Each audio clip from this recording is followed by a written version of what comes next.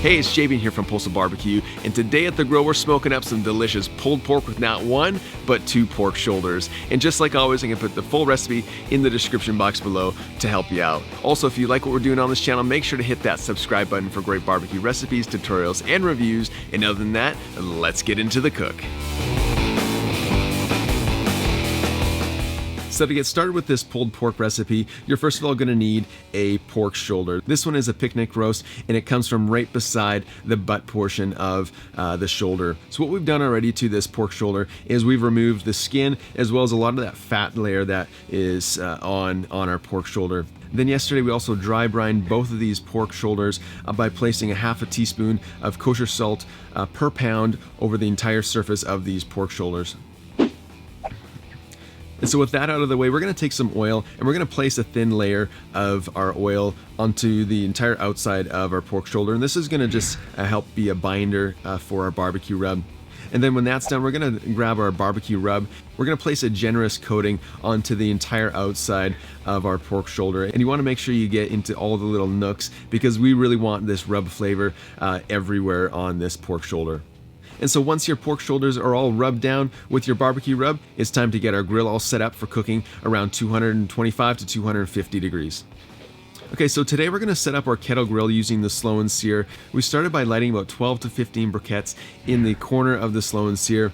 And then when we have those fully lit, we're going to fill up the remainder of our slow and sear with some unlit briquettes. We're also going to fill up our water reservoir with some boiling water.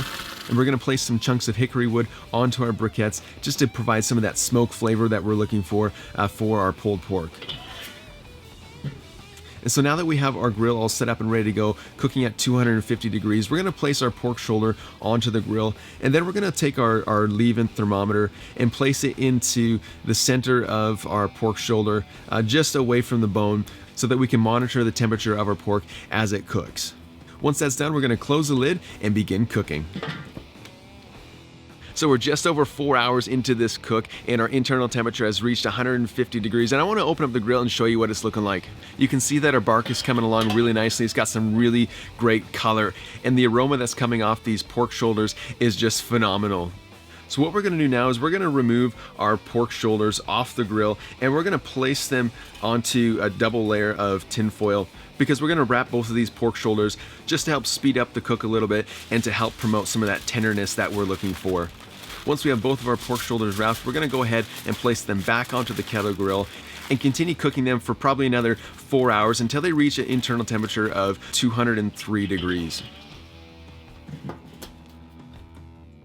So after 7.5 hours of cooking, these pork shoulders have just reached an internal temperature of 203 degrees. And so we're going to open them up and just take our probe and just see just how tender they are.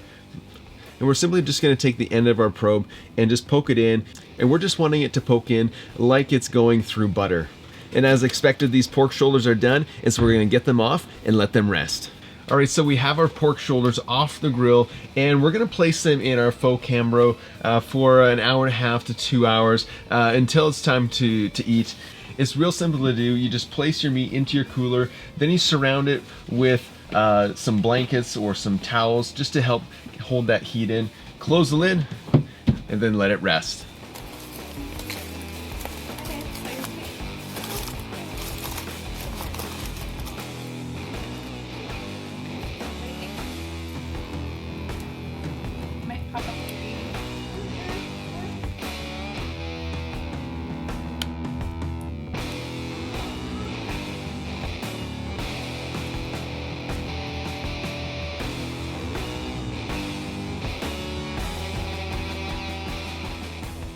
So that's how you make that delicious and smoky pulled pork on the kettle grill.